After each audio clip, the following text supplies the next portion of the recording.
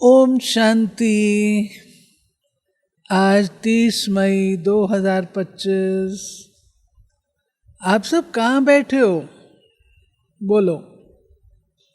आज आप सब कहाँ बैठे हुए हो? जो बोलेगा उसको स्पेशल टोली। कहाँ बैठे हो?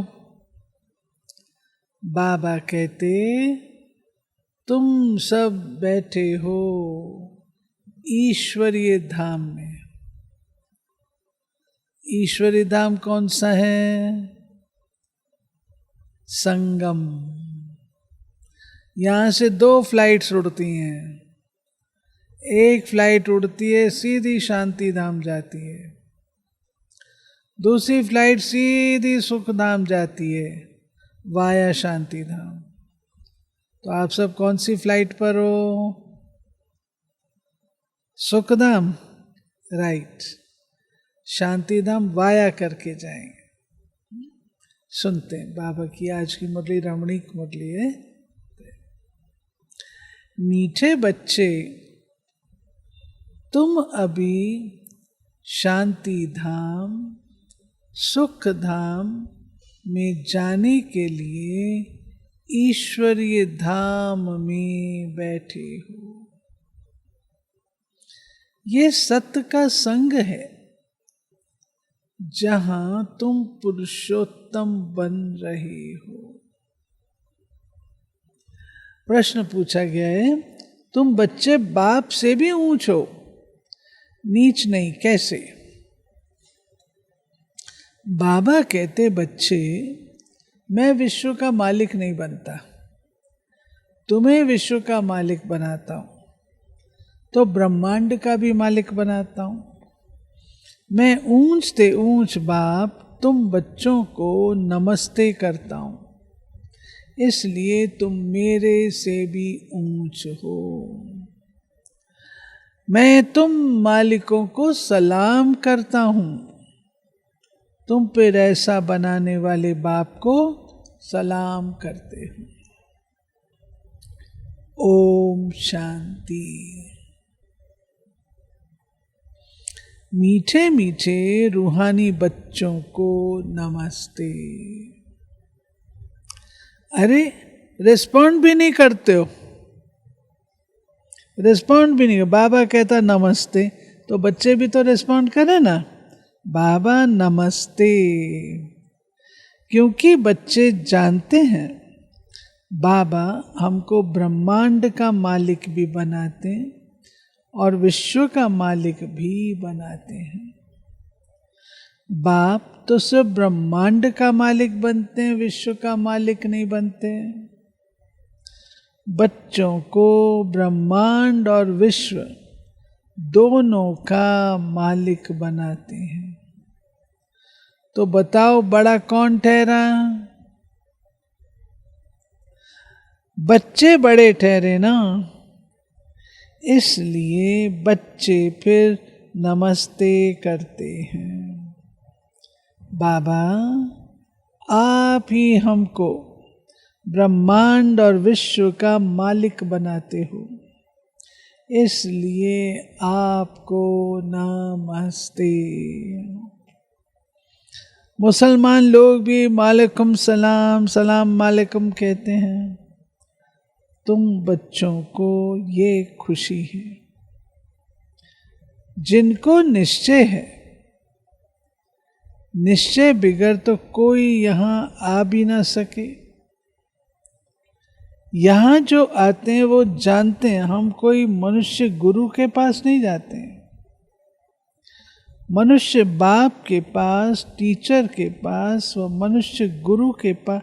हाँ, तुम आते हो रूहानी बाप, रूहानी टीचर, रूहानी सत्य गुरु के पास। वह मनुष्य तो अनेक हैं, ये एक ही है। ये परिचय कोई को भी था नहीं। भक्ति मार्ग के शास्त्रों में भी रचना और रचना को कोई भी नहीं जानते।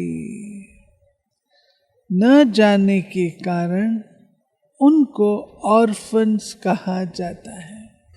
बाबा कहते जो जानते ही नहीं अपने माँ बाप को तो क्या कहेंगे, ऑर्फन्स ही कहेंगे ना।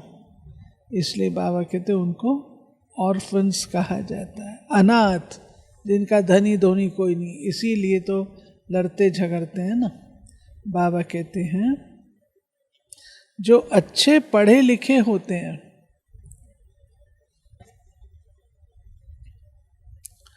समझ सकते हैं हम सभी आत्माओं का बाप एक ही निराकार है। वो आकर के बाप, टीचर, सतगुरु भी बनते हैं। गीता में श्री कृष्ण का नाम डाल दिया है। गीता है सर्वशास्त्रमयी शिरोमणि, सबसे उत्तम ते उत्तम, सर्वशास्त्रमयी शिरोमणि। बाबा कहते हैं क्यों उसको कहते हैं सर्वशास्त्रमयी शिरोमणि? सर्वशास्त्रों का उसके अंदर सार समाया हुआ है। गीता को ही माई बाप कहा जाता है, और जो भी शास्त्र हैं उनको माता पिता नहीं कहेंगे। कोई शास्त्र को माता पिता नहीं कहेंगे। यहाँ तो गीता को कहते गीता माता। श्रीमद् भगवत गीता माता गाई जाती है। भगवान के मुख कमल से निकली हुई गीता का ज्ञान। ऊंच से ऊंच बाप है तो जरूर ऊंचते ऊंच की ही गाई हुई गीता हो गई क्रिएटर। बाकी सब शास्त्र हैं उनके पत्ते क्रिएशन। रचना से कभी वर्षा मिल ना सके, अगर मिलेगा भी तो अल्प काल के लिए। बाबा कहते हैं गीता माता हो गई और बाकी सब हो गए उसके बाल बच्चे।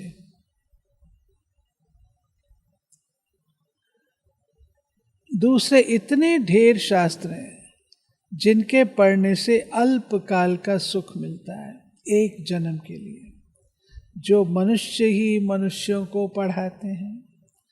हर प्रकार की जो भी पढ़ाइयाँ हैं वो अल्पकाल के लिए मनुष्य को पढ़ाते हैं।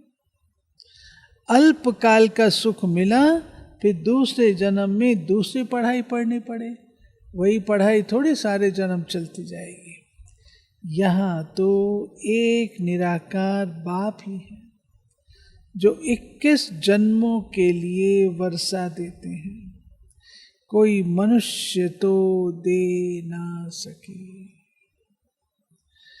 वह तो वर्थ नॉट अ पेनी बना देते हैं, बाप बनाते हैं वर्थ पाउंड्स। अभी बाप बैठ बच्चों को समझाते हैं, तुम सब ईश्वर के बच्चे हो। सर्वव्यापी कहने से अर्थ कुछ नहीं समझते। सब में परमात्मा है तो फिर फादरहुड हो जाता। फादर ही फादर तो फिर वर्षा कहाँ से मिले? किसका दुख कौन हरे? बाप को ही दुख हरता सुख करता कहा जाता है। फादर ही फादर का तो कोई अर्थ ही नहीं निकलता।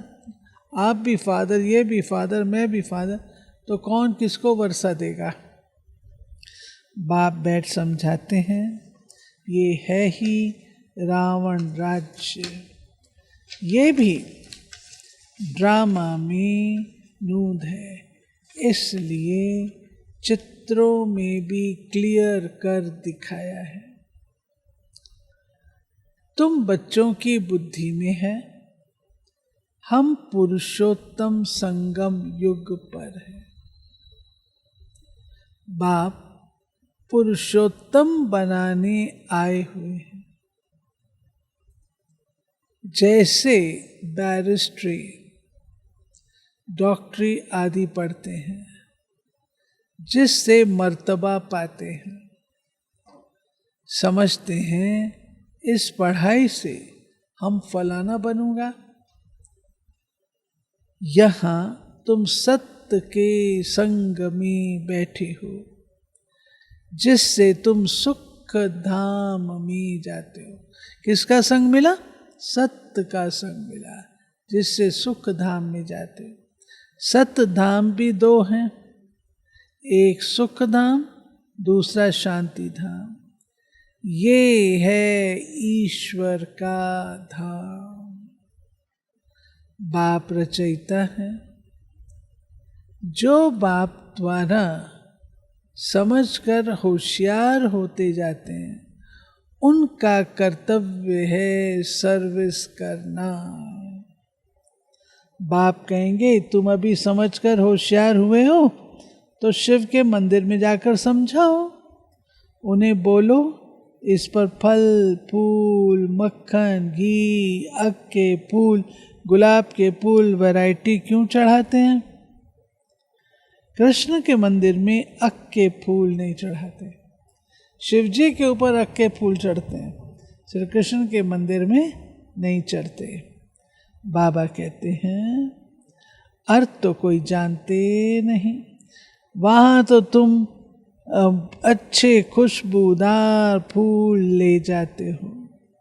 शिव के आगे अक के फूल तो गुलाब के फूल भी चढ़ाते हैं। अर्थ तो कोई जानते नहीं। इस समय तुम बच्चों को बाप पढ़ाते, कोई मनुष्य नहीं पढ़ाते। सारी दुनिया में मनुष्यों को मनुष्य पढ़ाते हैं, और तुमको सारी दुनिया में मनुष्य मनुष्य को पढ़ाते हैं, और हम बच्चों को बोलो भगवान पढ़ाते हैं। कौन पढ़ाता है भाई? भगवान पढ़ाते हैं। नशा चढ़ता है? कोई मनुष्य को भगवान कदाचित कहा नहीं जाता। मनुष्य कभी भी भगवान कहला नहीं सकता। मनुष्य मनुष्य है, भगवान भगवान है। बाबा कहते हैं लक्ष्मी नारायण को भी भगवान नहीं कहेंगे, उनको देवी देवता कहा जाता है। ब्रह्मा विष्णु शंकर को भी देवता कहेंगे। देवता एक बाप ही है, भगवान एक बाप ही है, वो है सभी आत्माओं का बाप। सभी कहते भी हैं हे परम पिता परमात्मा, सब कहते हैं, उसका नाम लेते हैं। उनका सच्चा सच्चा नाम है शिव, और तुम बच्चे हो सालिग्राम। वो कहलाता है शिव और हम बच्चे कहलाते सालिग्राम। पंडित लोग जब रुद्र यज्ञ रचते हैं तो शिव का बहुत बड़ा लिंग बनाते हैं, सालिग्राम छोटे छोटे बनाते हैं। सालिग्राम कहा जाता है आत्मा को, शिव कहा जाता है परमात्मा को। वो सभी का बाप है। हम सब हैं भाई भाई, कहते भी हैं ब्रदरहुड। बाप के बच्चे हम भाई भाई हैं। फिर भाई बहन कैसे हुए? प्रजापिता ब्रह्मा के मुख से प्रजा रची जाती है, वो है ब्राह्मण और ब्राह्मणियां। हम प्रजापिता ब्रह्मा की संतान हैं, इसलिए बीके कहलाते हैं। अच्छा, ब्रह्मा को किसने पैदा किया? ब्रह्मा को किसने पैदा किया? भगवान ने। ब्रह्मा विष्णु शंकर ये सब क्रिएशन है। सूक्ष्म वतन की भी रचना हो गई। ब्रह्मा मुख कमल से तुम बच्चे निकले हो, ब्राह्मण ब्राह्मणियां कहलाते हो। तुम ब्रह्मा मुख वंशावली अडॉप्टेड हो। प्रजापिता ब्रह्मा बच्चे कैसे पैदा करेंगे? जरूर अडॉप्ट करेंगे। जैसे गुरु के फॉलोअर्स अडॉप्ट होते हैं, उनको कहेंगे शिष्य। तो प्रजापिता ब्रह्मा सारी दुनिया का पिता हो गया। उनको कहा जाता है ग्रेट ग्रेट ग्रैंडफादर। बाबा कहते हैं प्रजापिता ब्रह्मा तो यहाँ चाहिए, सूक्ष्म वतन में भी ब्रह्मा है, नाम गाया हुआ है ब्रह्मा विष्णु शंकर, परंतु सूक्ष्म वतन में प्रजा तो कोई होती ही नहीं। प्रजापिता ब्रह्मा कौन है, ये सब बातें बाप बैठ समझाते हैं। वो ब्राह्मण लोग भी अपने को ब्रह्मा की औलाद कहते हैं। अब ब्रह्मा कहाँ है? तुम कहेंगे ये बैठे हैं, वो कहेंगे होकर गया है, वो फिर अपने को पुजारी ब्राह्मण कहलाते हैं। अभी तुम तो प्रैक्टिकल में हो। प्रजापिता ब्रह्मा के बच्चे आपस में भाई बहन हो गए। ब्रह्मा को अडॉप्ट किया शिव बाबा ने। कहते मैं इस बूढ़े तन में प्रवेश कर तुमको राजयोग सिखलाता हूं। मनुष्य को देवता बनाना ये कोई मनुष्य का काम नहीं है। बाप को ही रचयिता कहा जाता है। भारतवासी जानते हैं शिव जयंती भी मनाई जाती है। शिव है बाप। मनुष्यों को ये भी पता नहीं देवी देवताओं को ये राज्य किसने दिया। स्वर्ग का रचयिता है ही परमात्मा, जिसको पतित पावन कहा जाता है। आत्मा असुल पवित्र होती है, फिर सतो रजो तमो में आती है। इस समय कलयुग में सब हैं तमो प्रधान, सतयुग में सब हैं सतो प्रधान। आज से 5000 वर्ष पहले इन लक्ष्मी नारायण का राज्य था। 2500 वर्ष देवताओं की डायनेस्टी चली, उनके बच्चों ने भी राज्य किया। Lakshmi Narayan the first the second चला आता है। मनुष्यों को इन बातों का कुछ भी पता नहीं। इस समय सब हैं तमो प्रधान पतित। यहाँ एक भी मनुष्य पावन हो नहीं सकता। सभी पुकारते हैं हे पतित पावन आओ। तो पतित दुनिया हुई ना। इनको ही कलि युग नरक कहा जाता है। नई दुनिया को स्वर्ग पावन दुनिया कहा जाता है। फिर पतित कैसे बने ये कोई नहीं जानते। भारत में एक भी मनुष्य नहीं जो अपने जन्मों को जानता हो, परंतु मैक्सिमम 84 जन्म लेते हैं, मिनिमम 1 जन्म। भारत को अविनाशी खंड माना गया है। क्यों?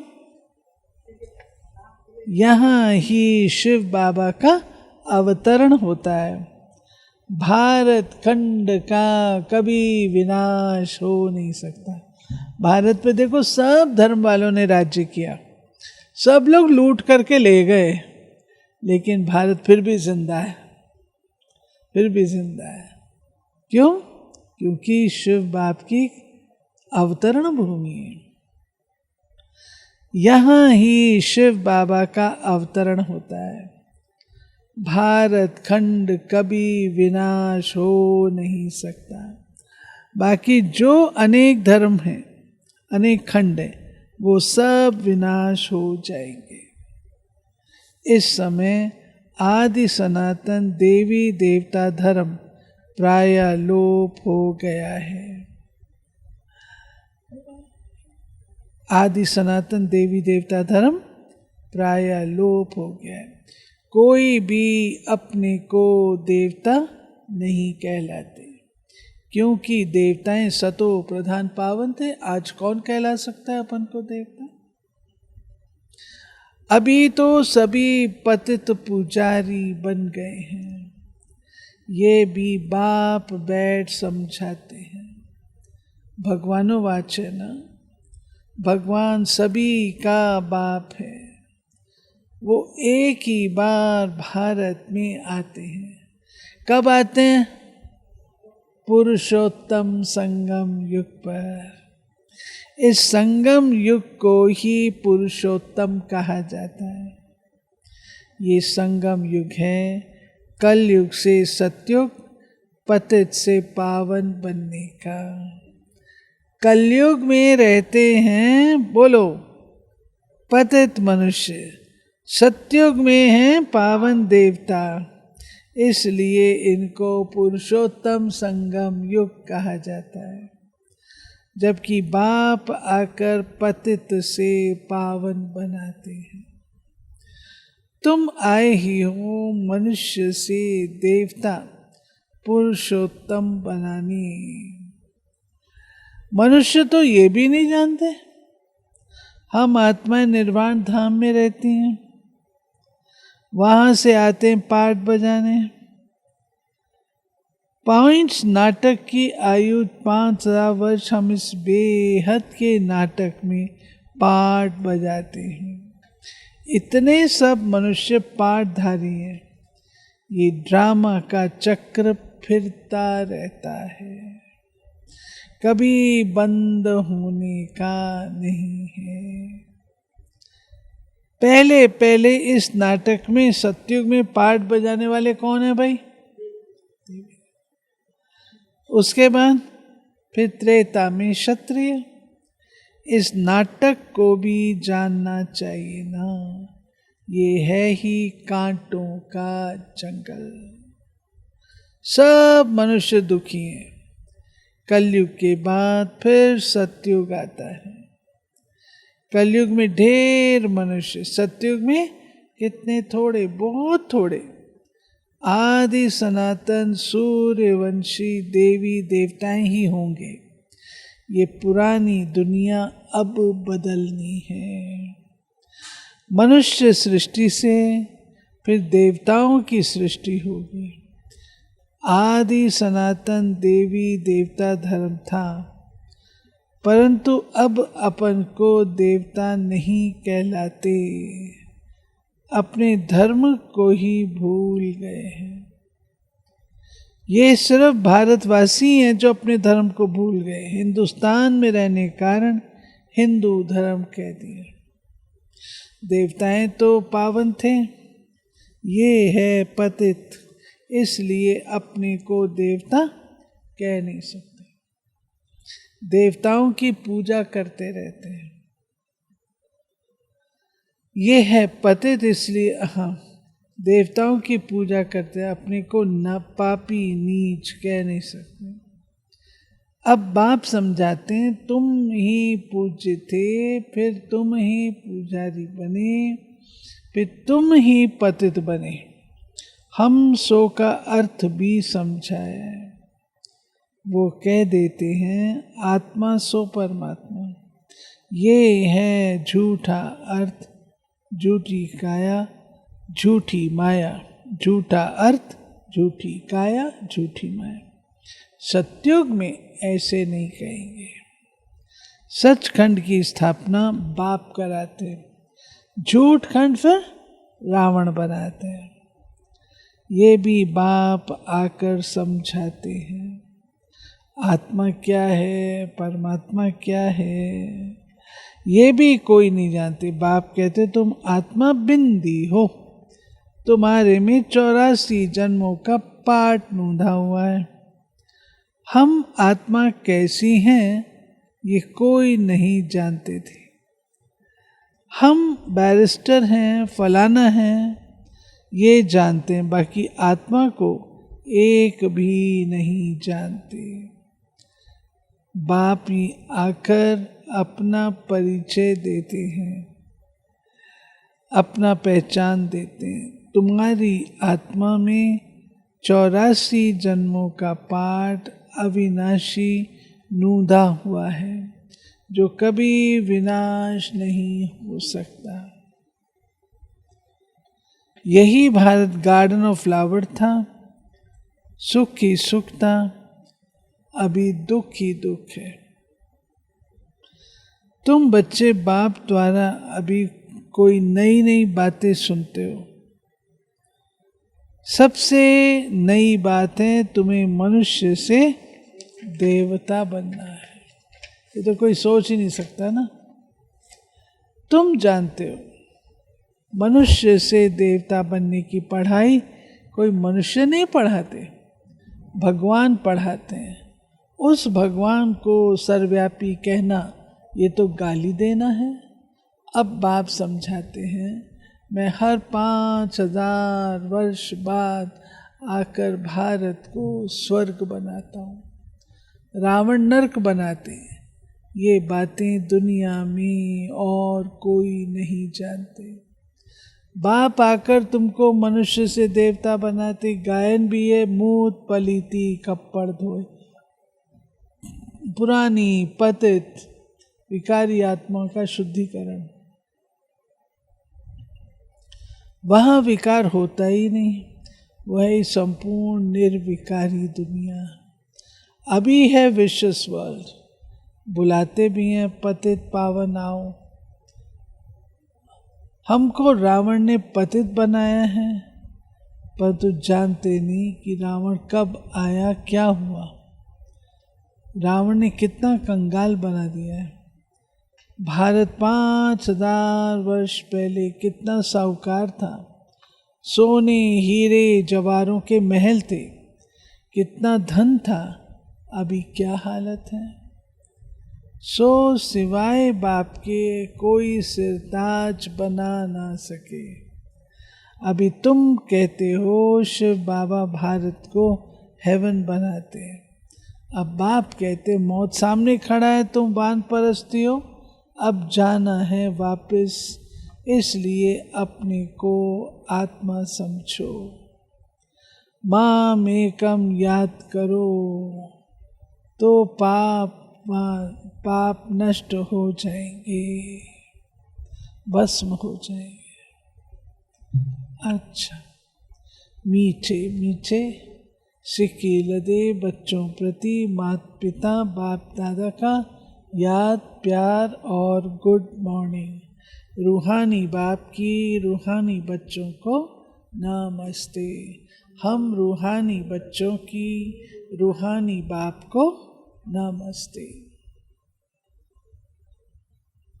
धारणा, हम ब्रह्मा मुखवंशावली ब्राह्मण हैं। स्वयं भगवान हमें मनुष्य से देवता बनाने की पढ़ाई पढ़ा रहे हैं। इस नशे और खुशी में रहना है। पुरुषोत्तम संगम युग पर पुरुषोत्तम बनने का पुरुषार्थ करना है। अभी हमारी वानप्रस्थ अवस्था है, मौत सामने खड़ा है, वापस घर जाना है। इसलिए बाप की याद से सब पापों को भस्म करना है। वरदान, नॉलेज रूपी चाबी द्वारा भारत का अखुट खजाना प्राप्त करने वाले भाग्य का, नॉलेज रूपी चाबी द्वारा भाग्य का अखुट खजाना प्राप्त करने वाले माला माल भव। संगम युग पर सभी बच्चों को भाग्य बनाने के लिए नॉलेज रूपी चाबी मिलती है। ये चाबी लगाओ, जितना चाहे उतना भाग्य का खजाना ले लो। चाबी मिली, माला माल हो गए। हाँ, जो जितना माला माल बनते उतना खुशी स्वतः रहती है। ऐसे अनुभव होता है जैसे खुशी का झरना अखुट अविनाशी बहता ही रहता है। वे सर्व खजानों से भरपूर माला माल दिखाई देंगे। उनके पास किसी भी प्रकार की अप्राप्ति नहीं हो सकती। ठीक है, अव्यक्त इशारे। जितनी पवित्रता है उतनी ब्राह्मण जीवन की पर्सनालिटी है। अगर पवित्रता कम तो पर्सनालिटी कम। ये प्योरिटी की पर्सनैलिटी सेवा में भी सहज सफलता दिला देती है। लेकिन यदि एक विकार भी अंश मात्र है तो दूसरे साथी भी उसके साथ जरूर होंगे। जैसे पवित्रता का सुख शांति से गहरा संबंध है, ऐसे अपवित्रता का भी 5 विकारों से गहरा संबंध है। इसलिए कोई भी विकार का अंश मात्र न रहे तब कहेंगे पवित्रता की पर्सनालिटी द्वारा सेवा करने वाले। कितनी गहरी गहरी बातें हैं, सब धारण करने की। बाबा तो पढ़ाते हैं, परंतु जीवन में लाना तो अपना काम है। अच्छा।